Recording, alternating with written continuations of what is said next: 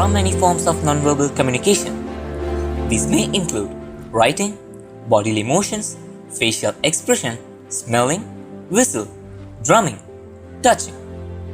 The term nonverbal communication refers to the transmission of signals by means other than spoken words.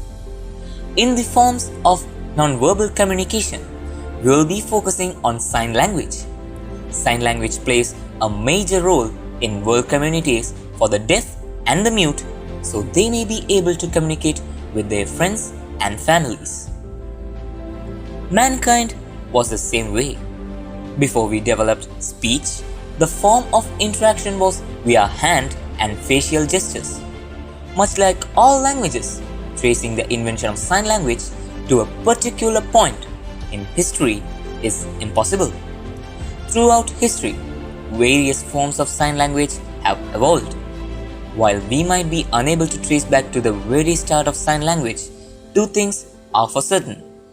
This form of communication has a rich and fascinating history, and it's transformed the lives of many deaf and mute people. There is evidence of the existence of sign language before it was recognized. Native Americans utilized sign language to communicate with other tribes that spoke a different tongue.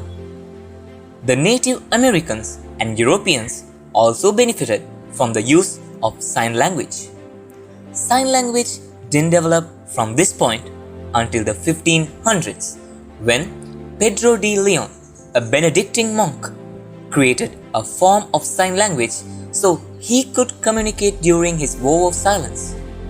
In 1620, Juan Pablo Bonet developed this by writing a sign dictionary and alphabet.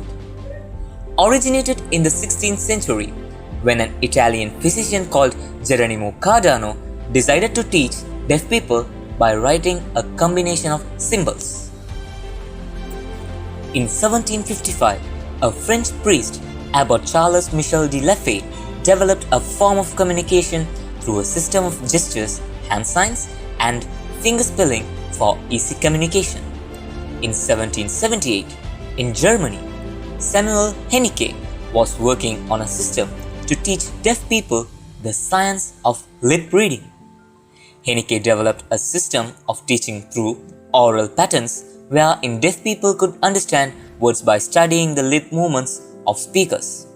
Indian classical dancers also make use of a rich vocabulary of gestures called mudras.